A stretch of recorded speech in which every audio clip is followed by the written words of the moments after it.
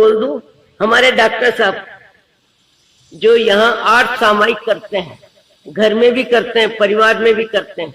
आपके दोनों बेटे हार्ट और हड्डी के डॉक्टर हैं, और मुझे याद है, आपका उपकार है कि मुझे जब कोरोना हुआ तब आप कहां से आए, कवर्धा से जयपुर आए, और पूरी मेरी जवाबदारी इस तरह से निभा ली कि जयपुर संघ को निश्चिंतता में कोई दिक्कत नहीं आई।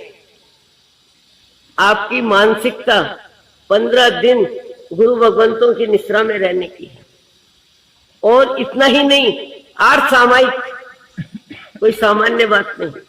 और मुनि भगवंतों के चरणों में रहने की मानसिकता, और सफल डॉक्टर, अनुभवी डॉक्टर, हजारों को सहयोग देने वाले डॉक्टर, अब अपनी आत्मा का डॉक्टर, पूरी तरह अपनी आत्मा के डॉक्टर बनने के लिए मन ही मन सोचते हैं। बोलने की हिम्मत इसलिए नहीं है कि परिवार का मोही जीव, मोही परिवार खबरदार करने वाले हैं, इसलिए चुपचाप अपनी भक्ति में, अपनी आराधना में अपने मन को लगाते हैं, और भगवान से प्रार्थना करते हैं कि कभी मुझे मुनि जीवन लेने का अवसर मिले।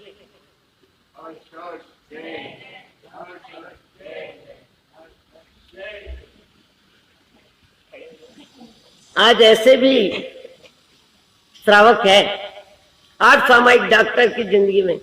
1 मिनट डॉक्टर साहब खड़े होकर प्रणाम करें। और कोरोना जब आपको चातुर्मास में धमतरी में हुआ, तब भी मुनि भगवंत ने कहा कि धमतरी में इलाज होता है वो कर दो, मैं रायपुर नहीं जाऊंगा।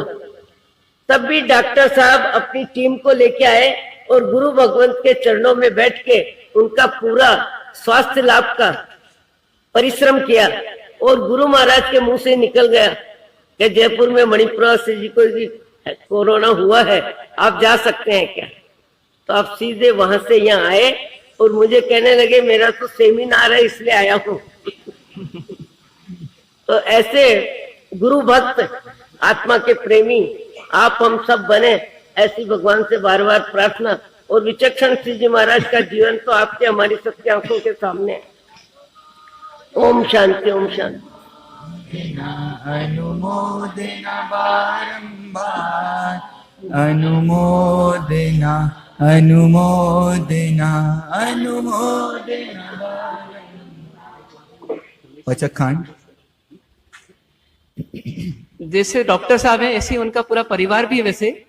और मतलब बीच में विनम साई महाराज साहब के सांसारिक पिताश्री रमेश चंद्र साहब नाहर को कैंसर हुआ, और उनकी व्यवस्था के लिए जब आवश्यकता पड़ी तो उनको डॉक्टर साहब के कवर्धा स्थित हॉस्पिटल में पहुंचाया गया।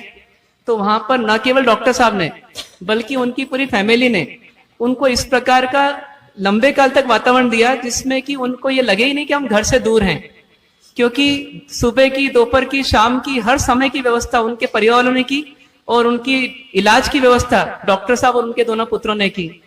और ये डॉक्टर साहब का ऐसा नहीं कि सिर्फ कोई प्रसंग विशेष है, डॉक्टर साहब और उनकी फैमिली बता रहे थे बीच में कोई कि जब कोरोना पेशेंट्स आते हैं तो जिनसे परिवार वाले भी डरते हैं, तो ऐसे 60 पेशेंट्स भी रहे हॉस्पिटल में, और डॉक्टर साहब के परिवार वाले उनको सर्व करने, मतलब समय समय पर जो भी उनकी आवश्यकताएं होती उनको प्रेम से सर्व करने स्वयं जाते, स्वयं डॉक्टर साहब की शाविका जी और उनकी बहुएं, और वो जाकर के बिना हिचक के, बिना दूरी बनाए या बिना उनसे घृणा करें या उनको किसी प्रकार से डिप्रेस करें, उनको मोटिवेट करती, और उनको वहां पर वो शरबत या जो भी चीजें आवश्यक होती, मतलब जूस आदि या चाय आदि, दूध आदि, ये उनको सर्व किया जाता है। तो ये आश्चर्य की बात है। और ऐसे विवेक सागर जी महाराज साहब की भी सांसारिक पिताश्री की जब तबियत खराब हुई तो उस समय डॉक्टर साहब और उनका परिवार ने पूरी सेवा दी। ललित प्रभ जी, चंद्र प्रभ जी महाराज साहब की जब तबियत खराब हुई तो उनको भी दूरभाष के माध्यम से, मोबाइल के माध्यम से काफी कुछ वहीं से बताया गया डॉक्टर साहब के द्वारा। ऐसे मतलब सिर्फ इसीलिए डॉक्टर साहब कभी नहीं चाहते कि ऐसा इस प्रकार का प्रोपेगेंडा हो, लेकिन बस एक ही बात है कि ऐसा अनुकरण हम करें तो ये अनुमोदना वास्तव में सफल है। यहाँ भी बहुत सेवा है। 1 मिनट डॉक्टर साहब खड़े होने।